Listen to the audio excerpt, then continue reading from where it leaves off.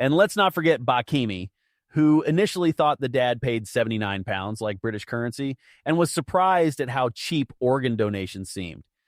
I guess we could say this story is quite literally priceless.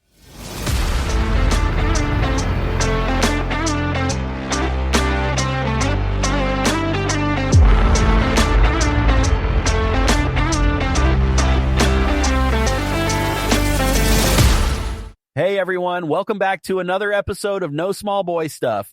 I'm your host, Mike, and with me is my good friend and co-host, Alex. Hey, what's up, guys? We're excited to be here with you today.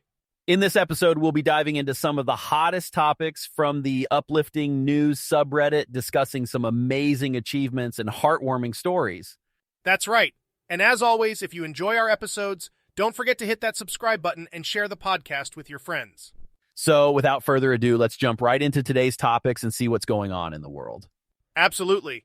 Let's get started and bring some positivity to our listeners.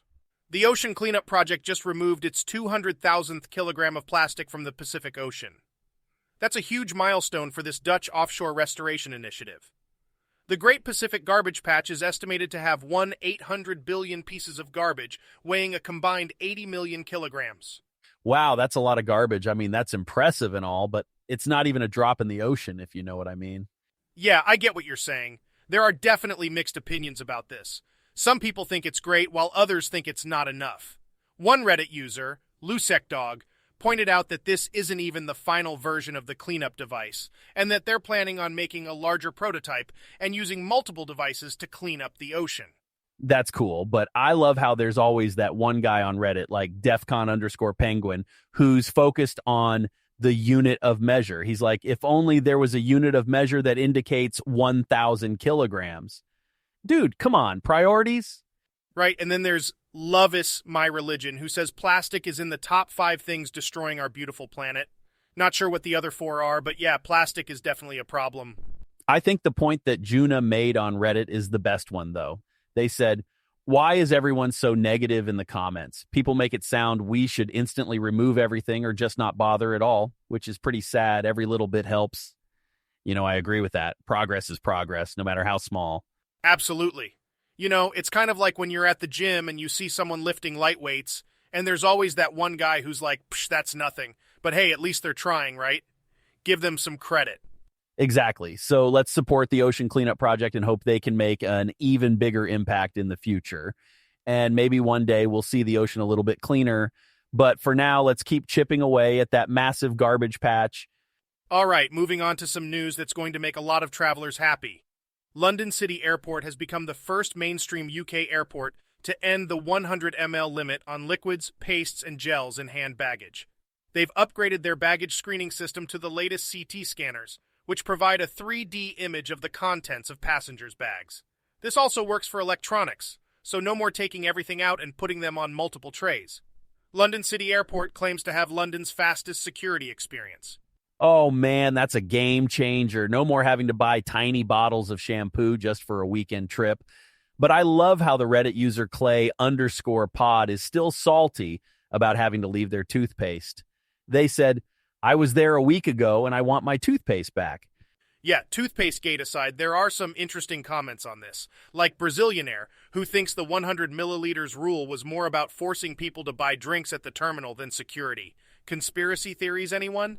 Then there's Pink Socks, who says that Manchester Airport probably gets commission on their passengers' misery, so they'll be the last to implement this change. Ouch. But the Tomahawk 42 brings up a good point. While you can take up to 2 liters of stuff out of London City Airport, you might not be able to bring it back if the other airport hasn't upgraded their technology yet. So enjoy that freedom while it lasts. And Fuddle's comment is pretty interesting too. They noticed that during the security process, all the attention was on their belongings, but no one actually looked at or engaged with them as a person. Kind of makes you wonder if we're focusing on the right things, huh? Definitely food for thought. But for now, let's celebrate the small victories, like not having to cram our liquids into tiny containers anymore. Cheers to that! All right, as we wrap up today's episode, we've got an incredible story about a dad who dropped 79 pounds to become an organ donor for his teenage son. Daniel Kablutsiak from Arviat, Nunavut, lost the weight to help his son, Hunter, who has stage 5 kidney disease. Now, Daniel is set to give his son a new kidney in June. Talk about determination and love. That's incredible. And the Reddit community is definitely showing their support. User Delish85 shared their own experience as an organ donor, saying that giving the gift of life is an honorable thing to do, and they would do it all over again if they had the chance. You know, it's stories like these that really put things into perspective. Absolutely. And Zoe in Binary came up with an alternate headline, Dad drops 80 pounds. But jokes aside, they pointed out that this experience will change the father and son's relationship forever. I mean, that's one heck of a bond right there. Then there's MTCWB, who says it's a win-win situation because Daniel is better off with the lost weight, and he gets to help his son at the same time. Great motivation indeed. And let's not forget Bakimi, who initially thought the dad paid 79 pounds like British currency and was surprised at how cheap organ donations seemed. I guess we could say this story is quite literally priceless. Well said, Mike. Lastly, Chocolate Waffle Cone sums it up nicely, calling Daniel a wonderful father and highlighting the amazing gift and determination required for such an achievement. Stories like these really warm the heart, and we're glad we could share it with you all today. That's all for today's episode of No Small Boy Stuff. Thanks for tuning in, and we'll see you next time for more casual and helpful conversations. Take care, everyone. Hey listeners, just a quick note that No Small Boy Stuff is a podcast completely generated by AI.